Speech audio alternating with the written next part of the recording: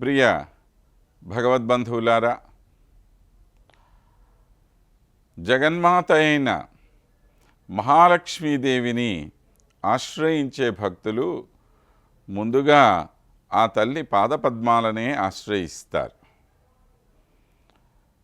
ఎందుకు అంటే భక్తుడైన వాడికి గమ్యస్థానము ఆ అమ్మ పాదపద్మములే. ఎవరి దృష్టి అయితే ఆ పాదముల మీద నిలిచి ఉంటుందో, ఎవరైతే తమ సర్వస్వాన్ని వదిలివేసి వాటి మీద ఏ విధమైనటువంటి మమకారము లేకుండా కేవలము సంపూర్ణమైన వైరాగ్య భావనతో ఆ తల్లి పాదపద్మాలను ఆశ్రయిస్తారో వారిని ఆమె ఎంతగానో కటాక్షిస్తూ ఉంటుంది అన్న విషయం మనకు ఎన్నో దృష్టాంతాల ద్వారా స్పష్టమవుతున్న విషయం. మరి అటువంటి తల్లి యొక్క పాదపద్మాలని ఆశ్రయించటము ఒక భక్తుడికి ఎంతగా అవసరమో, దానివల్ల అతడు పొందే లాభం ఏమిటో మనకు ఒక చక్కని శ్లోకం ద్వారా తెలియచేస్తున్నారు శ్రీమాన్ పరాశర భట్టర్ స్వామివారు. సురభిత నిగమాంతం వందిషీయ ఇందిరాయాః.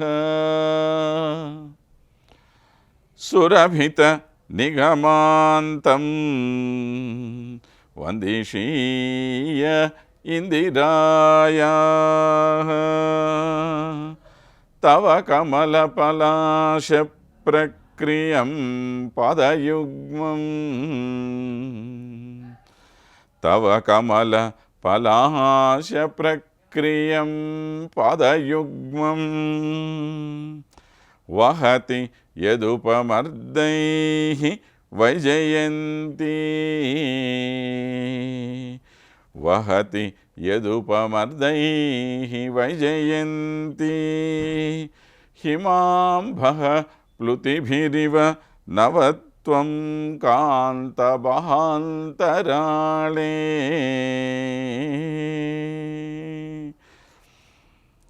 హిమాంబః ప్లుతిభిరివ నవత్వం కాంతబహాంతరాళే.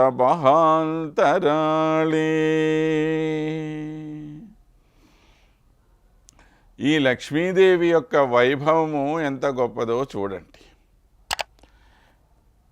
ఎలా ఉంటుందిట ఈమె అంటే, యదుపమర్దైః కాంత మహాంతరాళే వైజయంతి అంటున్నాడు. ఈమె ఆ స్వామి యొక్క వక్షస్థలం మీద నివసిస్తూ అంటే ఊరికే కూర్చొని ఉన్నదా అక్కడ? కాదుట, అక్కడ నృత్యం చేస్తూ ఉన్నదిట ఆమె. స్వామి యొక్క వక్షస్థలాన ఎక్కి నృత్యం చేసేటువంటి గొప్పదనం ఈమెది. ఎవరండి ఆ స్వామి?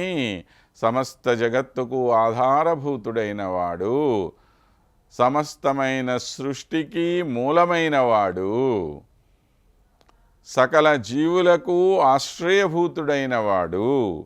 అలాంటి పరమాత్మ యొక్క వక్షస్థలాన ఎక్కి ఈమె డ్యాన్స్ చేస్తోంది అంటే ఈమె ఇంకెంత గొప్పదవ్వబట్టి కదా అది జరుగుతూ ఉన్నది. అలాగా ఆ పాదాలు ఇటు అటు కదులుతూ ఉంటే స్వామి యొక్క వక్షస్థలాన ఒక వైజయంతిమాల ఉంటుంది కదా, ఆ వైజయంతిమాల నలిగిపోతూ ఉన్నదిట ఆమె యొక్క పాదాల కింద పడి. ఎక్కడ నృత్యం చేస్తోంది?